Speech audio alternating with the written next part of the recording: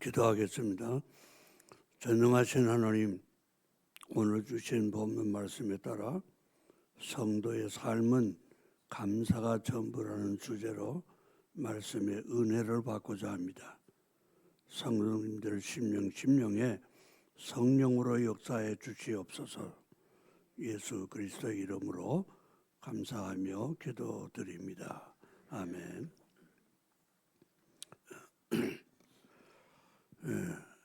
미국과 카나다를 오고 가면서 책을 쓰는 앤 보스캠프라는 이 여성은 대학에서 심리학을 그리고 교육학을 전공하고 지금은 이 카나다에서 남편과 함께 농사를 지으면서 6아이를 키우는 가정주부이면서 작가입니다. 이 앤 보스캠프는 범사에 감사하는 삶, 하나님의 은혜를 섬세하게 체험하면서 얻은 이 행복의 씨앗을 발견하고 이것을 글을 통해 독자들에게 전하고 있는 여성 작가입니다. 이분이 말하는 것은 상처 입은 영혼은 하나님이 주신 축복의 기쁨을 온전히 누리기가 어렵다고 했습니다. 왜냐하면 영혼에 상처가 생기면 그 찢겨진 틈새로 기쁨이 빠져나가기 때문이라고 그렇게 말합니다.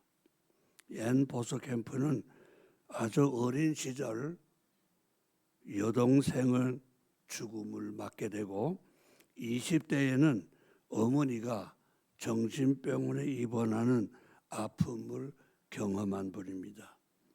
이 일 때문에 이 보스캠프의 영혼에는 작은 구멍이 뚫렸고 모든 삶의 기쁨은 그 구멍으로 빠져나가 버렸습니다. 그러나 하나님은 이 보스캠프의 영혼을 치유하시길 원했습니다. 하나님은 이 보스캠프에게 역사했습니다.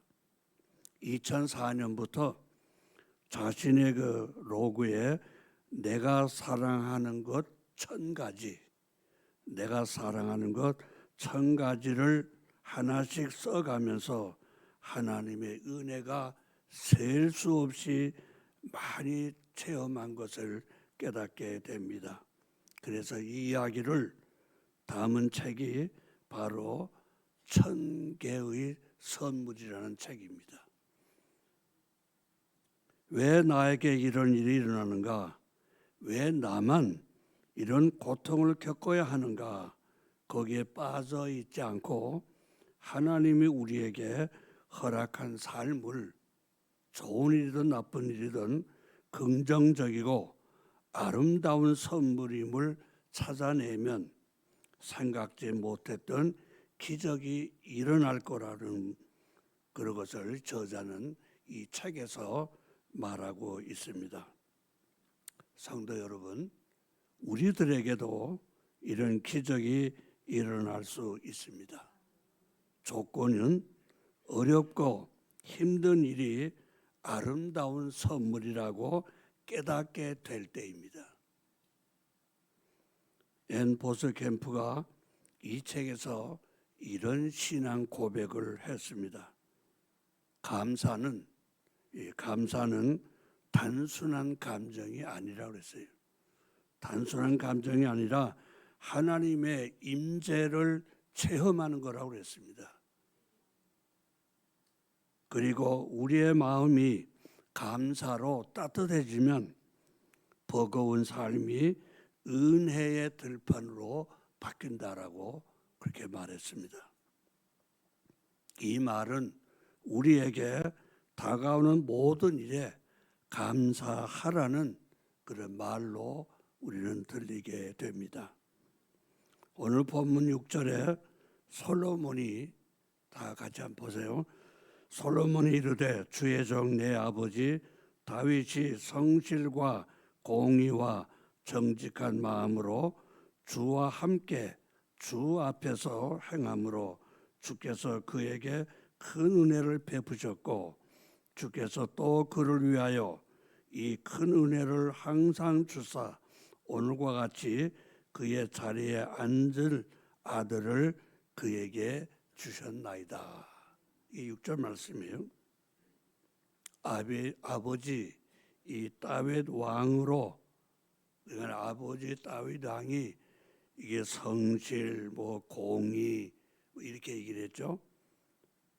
이것 때문에 솔로몬 자신도 왕이 될 것에 대한 감사를 표현한 말입니다. 6절 말씀은 솔로몬이 하나님을 이스라엘의 진정한 왕으로 믿고 또 모시는 솔로몬과 백성들의 신앙 고백으로 일천 번제를 드린 이유를 말하고 있는 대목이 됩니다. 그런데 하나님께서 솔로몬에게 꿈에 나타나서 내가 네게 무엇을 줄고 너는 구하라.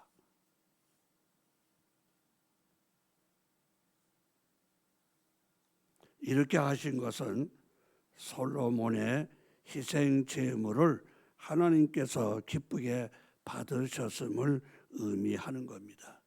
뿐만 아니라 하나님께서는 솔로몬을 통해 큰 일을 하시고자 하심을 나타낸 것으로 볼 수도 있습니다.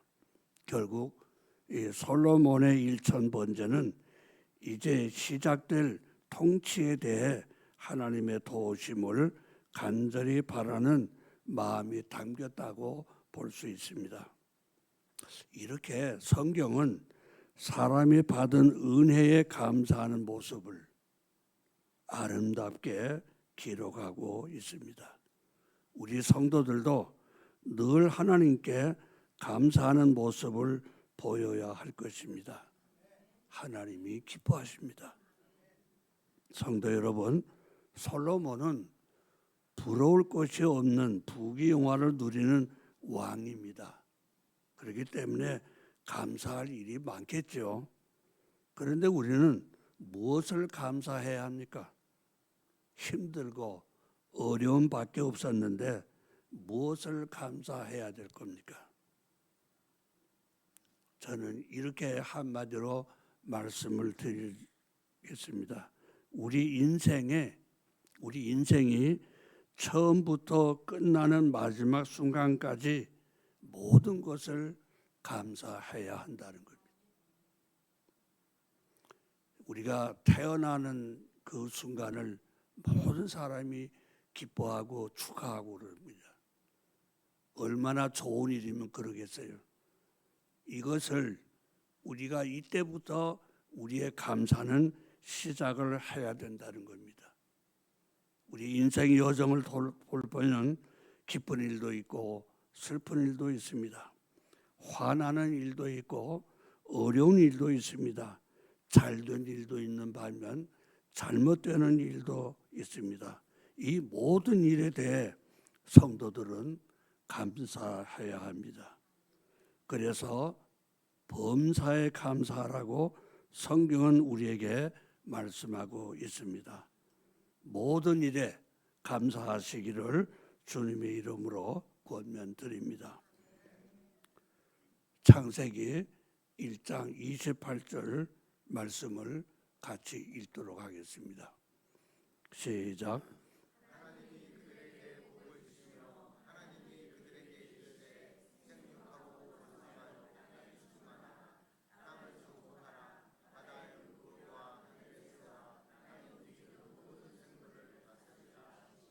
아멘.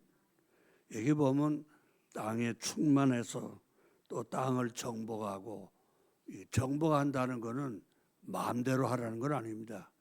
잘 관리하라는 그런 말이 됩니다. 그리고 마지막 부분에 모든 생물을 다스리라고 했습니다. 이 다스린다는 것도 역시 관리하는 것을 의미하는 것으로 봅니다. 이 말씀을 보면 하나님께서 베풀어 준 은혜가 우리 삶 가운데 늘 풍성하게 넘쳐나고 있음을 우리가 알 수 있습니다. 무엇보다 오늘 내가 살아있다는 이 사실이 하나님께서 베풀어 주신 큰 은혜라는 것을 우리가 깨닫고 감사하는 성도가 되시기를 다시 한번 부탁드립니다. 찬송가 23장의 내용을 보면요, 만 입이 내게 있으면 그 입 다 가지고 내 구주 주신 은총을 늘 찬송하겠네. 우리 많이 부른 찬송입니다. 같이 한번 불러볼까요? 만 입이 내게 있으면 그 입 다 가지고 내 구주 주신 은총을 늘 찬송하겠네. 아멘. 이 가사와 같이 만 개의 입으로도 하나님의 크신 은혜를 다 찬송할 수 없다고 한다면, 우리 각자가 가진 한 개의 입으로도 감사를 못한다면 그런 성도는 이 세상에 살 자격이 있겠는지 묻고 싶습니다. 우리가 가지고 있는 입을 통해서 늘 언제나 어디 가나 무엇을 하든지 감사하는 여러분들 되시기를 주님의 이름으로 축원드립니다. 그래서 성도의 삶은 감사의 삶이 되어야 합니다. 감사의 삶이 되시기를 다시 한번 축복합니다. 자, 그런데 우리가요, 감사하면 우리 성도들은 감사 헌금을 생각을 합니다. 그러나 우리 성도들은 헌금이 아니라도 감사의 표시는 얼마든지 할 수가 있습니다. 한 가지 예를 들면 우리 초창기 한국 교회는요, 날 연보라는 그런 단어가 있었습니다. 연보는 헌금이란 말이거든요. 날, 하루를 이제 헌금하는데 전도하는 날로 정해서 이 날 연보하는 일이 우리 초대교회에 있었습니다. 그 당시에 우리 한국은 농사를 짓는 사람이 대부분이기 때문에 현금을 가진 사람이 별로 없었죠.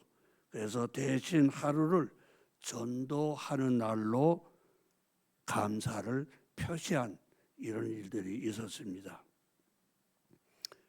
평양의 어느 교회는요, 성도들이 내가 이번 달에는 열흘 동안을 전도하겠다 해서 날 연보를 하나님께 이제 드리는 겁니다.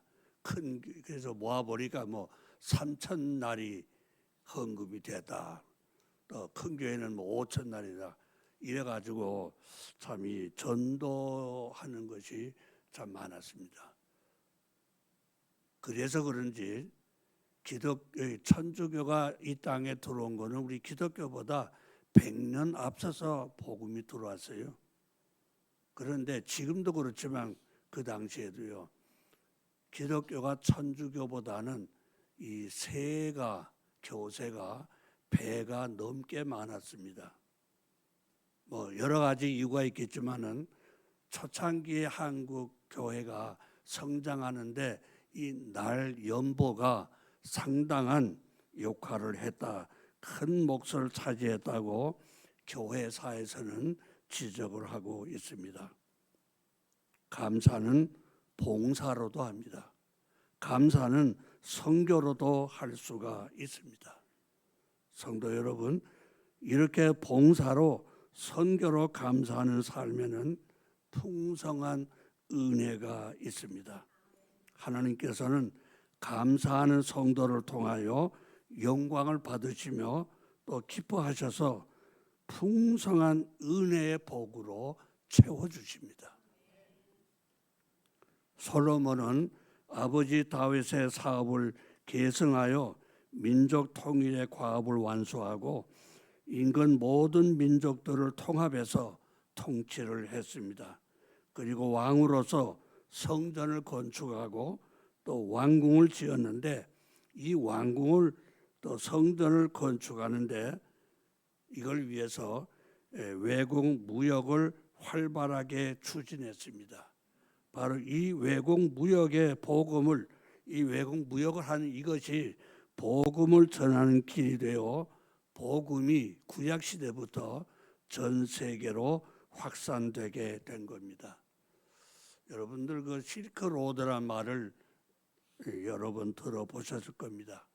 이 실크로드란 거는 뭐 그대로 해석하면 비단길이란 말인데, 지금 터키입니다. 터키에 거기 이스탄불에서부터 쭉 아시아 쪽을 거쳐가지고 중국, 이것이 과거에는 중국까지라고 실크로드가 됐다고 하는데, 지금은요 우리나라 신라에까지 그 실크로드가 연결됐다라고 이런 고고학에서 발굴을 해가지고 이 실크로드는 꽤 긴 거다. 이 실크로드가 뭐냐면은 유대인들이 장사하러 다니는 길입니다. 그들은 6일마다 안식일을 지켜야 되죠. 그래가지고 그거 하루를 묵은 그 장소가 도시가 형성돼 가지고 이것이 이제 비단길이 된 겁니다. 이 길을 따라서 복음이 구약 시대에 전해진 겁니다. 무역을 통해서 이루어진 거죠. 또 하나가 있습니다. 시로드란 말이 있습니다. 이 시는 바다란 말인데 바닷길입니다. 그러니까 중동에서 복음이 이것이 이제 바다를 통해서 인도로 건너가고 또 인도에서 말레이시아 해안을 따라 가지고 이것이 호주, 뉴질랜드로 해가지고 남태평양 제도까지 복음이 구약 시대에 전해졌다는 거예요. 이게 과거엔 몰랐는데 요 근래 와서 고고학에서 이걸 발견해 가지고 남태평양 제도의 민족이 지금 그 이스라엘 유대인들이 사는 말하자면 이 지역의 중동 지역의 사람들과 같은 그런 모습의 사람들이 많이 발굴이 되고 있습니다. 또 유물도 많이 발굴이 돼 가지고 그렇게 일하고 있습니다. 그래서 이 구약 시대부터 복음은 세계적으로 확산이 된 건 하나님의 섭리에 의해서 된 것으로 볼 수밖에 없습니다. 우리의 본문 5절에 하나님은 솔로몬에게 이제 조금 전에 말씀드린 대로 내가 너에게 무엇을 줄까? 너는 구하라. 이 하나님의 질문에 솔로몬은 무엇을 요구했습니까? 돈이 아니고 부귀영화가 아니고 지혜를 달라고 그렇게 요구를 했습니다. 하늘의 신령한 지혜를 받아 아기를 놓고 서로 자기 아이라고 주장하는 여인 중에 친어머니를 찾게 해준 유명한 솔로몬의 재판 이야기를 우리는 잘 알고 있습니다. 지금도 세계에서 이 재판이 훌륭한 재판의 모델로 다 삼고 있습니다. 솔로몬이 받은 이 엄청난 은혜는 아버지 다윗의 성실, 공의 그리고 정직한 마음으로 주와 함께 주님 앞에서 행했기 때문이기도 했지만 솔로몬의 감사할 줄 아는 신앙 자세에 있었음을 우리는 알아야 합니다. 또 우리가 본문 4절 올라가 보면은 솔로몬은 1,000번제를 드렸다고 했습니다. 그러니까 1,000번제를 드린 왕입니다. 감사의 제단을 1,000번이나 드린 것으로 해석을 하는데 이 부분은 이게 1,000번을 제사를 드린 거냐 아니면 한 번에 드리면서 1,000마리의 양을 드린 거냐, 이 두 가지 해석이 갈려지고 있는데 뭐 이거는 아직까지 분명하게 이것이라고 이제 하나가 되는 해석은 못하고 있습니다. 어쨌든 1,000번을 드렸던 1,000마리 양을 드렸던 간에 이건 좀 대단한 일이죠. 그래서 하나님께서 무엇을 원하냐고 했을 때에 부와 명예를 요구하지 않고 자신이 받은 은혜의 왕위를 잘 유지하기 위해서 하나님께 지혜를 구한 거죠. 하늘에 신령한 지혜를 받은 솔로몬은 그가 참 훌륭하게 왕으로서 잘 다스렸다고 볼 수 있습니다. 오늘 이 시대에 그리스도를 주로 믿는 성도인 우리는 죄를 사해 주시고 저주와 이 사명을 물리쳐 주신 하나님의 은혜에 감사하는 성도가 되어야 하겠습니다. 이 세상에서 가장 행복한 사람은 성도 여러분 누구라고 생각하십니까? 어떤 사람이라고 생각하십니까? 세상에서 가장 행복하고 마음이 늘 평안한 사람은 자신의 마음속에 불의가 없는 사람, 죄가 없는 사람, 죄책감을 가지지 않은 사람, 한마디로 말하면 이런 사람은 의인이겠죠. 우리 사회에 이런 사람들은 많이 있으리라고 생각할 것입니다. 그런데 로마서 3장 10절에서 뭐라 그랬어요? 의인은 없나니 한 사람도 없다고 그렇게 말씀하고 있습니다. 왜 이런 말씀이 성경에 기록이 됐을까? 이 세상에 있는 사람들은 죄에 쫓겨 사는 사람들이 많기 때문입니다. 더더욱 죄에 빠져 있는 사람들도 있기 때문입니다. 문제는 우리가 사는 이 세상에는 죄악의 몸에서 우리를 건져내고 또 우리에게 참된 자유와 해방을 가져다 줄 사람도 방법도 없다는 겁니다. 사도 바울은 이렇게 말했죠. 로마서 8장에서 우리에게는 결코 정죄당하지 않는 하나님의 은혜가 있다고 했습니다. 여러분, 하나님의 은혜 속에 사는 분들, 은혜를 늘 갈망하고 기도하고 성경 말씀 읽는 사람들에게는 하나님의 이런 참 자유로운 그런 은혜를 우리에게 주신다는 것을 우리는 알아야 됩니다. 이 말씀처럼 성경은 오직 주 예수 그리스도의 크신 은혜로 말미암아 모든 절망이 이미 해결되었음을 분명하게 밝히고 있습니다. 그래서 성경은 두 길로 완전히 금을 그어놨죠. 하나는 생명과 영광의 길이고 다른 하나는 죽음과 저주의 길입니다.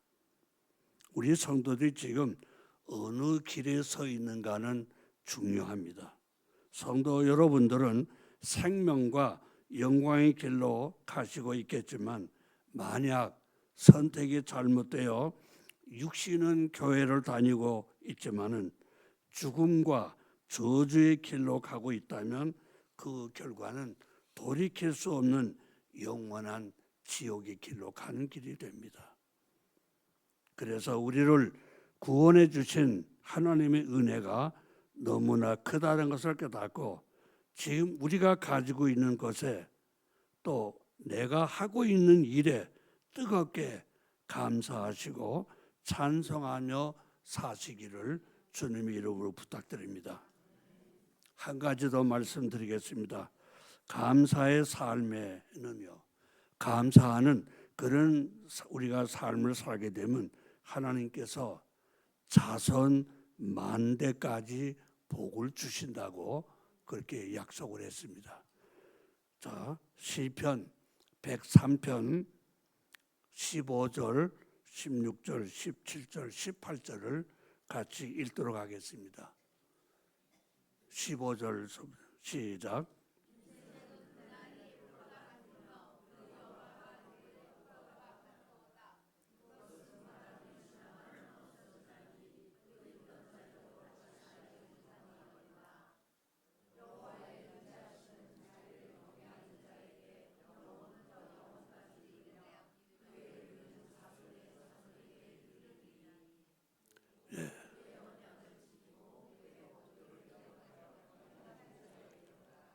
아멘. 여기 지금 17절, 18절 말씀을 제가 한 번 더 읽어보겠습니다. 여호와의 인자하심은 자기를 경외하는 자에게 영원부터 영원까지 이르고 말이에요. 또 그의 의는 자손의 자손에게 이른다 그랬어요. 곧 그 언약을 지키고 그의 법도를 기억하여 행하는 자에게 주신다는 약속입니다. 이 말씀은 하나님의 은혜 가운데 감사하며 사는 사람은 영원부터 영원까지 자손의 그 자손에게까지 복을 베풀어 주신다는 하나님의 약속입니다. 다시 103편 3절, 4절, 5절을 같이 읽겠습니다.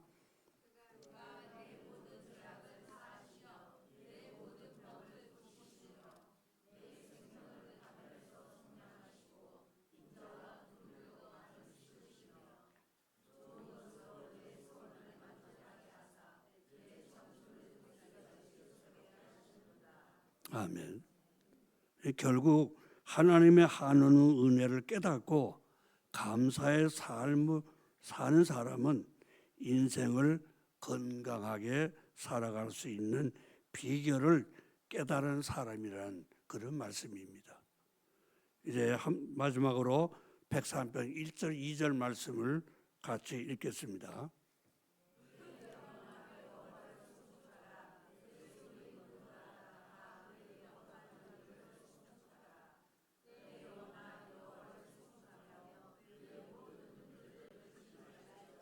아멘.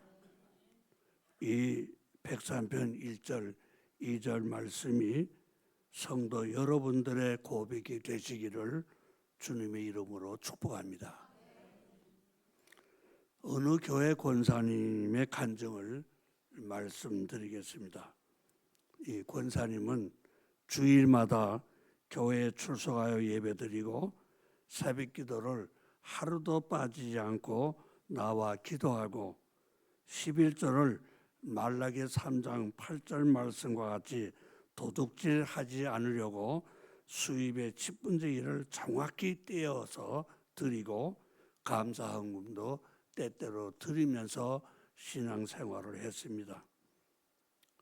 그런데 가정 살림은 더 나빠졌고 아들은 대학을 졸업했는데 취직도 안 되고 남편은 300만 원 받던 직장을 그만두게 되었다고 합니다. 아마 이런 걱정 때문인지 몰라도 권사님 자신은 육신이 이것저것이 쑤시고 아파서 교회 나가는 것이 점점 부담스럽게 되었다고 합니다. 우리 모두가 이렇게 되면 이 권사님처럼 이렇게 될 수밖에 없을 겁니다. 이 권사님 너무 속상해서 주님께 기도로 물어보려고 마음 먹고 기도원에 갔습니다. 왜 이렇게 하시는지 답을 얻을 때까지 나는 기도를 해야 되겠다 하고 기도원에 갔습니다. 기도원에서 기도하는 과정은 생략하고 예수님이 이 권사님에게 주신 답변만 말씀드리겠습니다. 예수님이 이렇게 권사님에게 말씀하셨어요. 직접 말씀하셨는지 마음에 그렇게 은혜로 역사하셨는지 그건 잘 모르지만요. 네가 나에게 바치는 헌금, 주의를 지키는 모습, 새벽 제단을 쌓는 모습 다 보았는데 기뻐서가 아니라 꼭 해야 한다는 의무감에서 한 것이지 기쁨과 감사가 없는 헌신이었다. 그것이 문제인 것이라고 그렇게 알려주셔서 이 권사님 그날부터 신앙생활을 근본적으로 바꾸었습니다. 권사님 그 이후로는 즐거운 마음으로 예배드리고 기쁨으로 찬송 부르고 내 입장이 아닌 하나님 편에서 기도하고 많든 적든 주신 것에 마음으로 감사드리며 신앙생활을 했다고 합니다. 하나님은 가만 계시지 않죠. 그 가정에 전화 위복이 되었다고 합니다. 사랑하는 성도 여러분, 우리의 온 마음으로 찬양하며 영광 돌리며 감사하시기를 주님의 이름으로 부탁드립니다.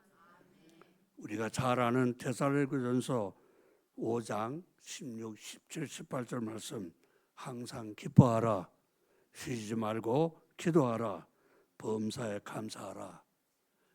이것이 그리스도 예수 안에서 너희를 향하신 하나님의 뜻이라고 그렇게 말씀하고 있습니다.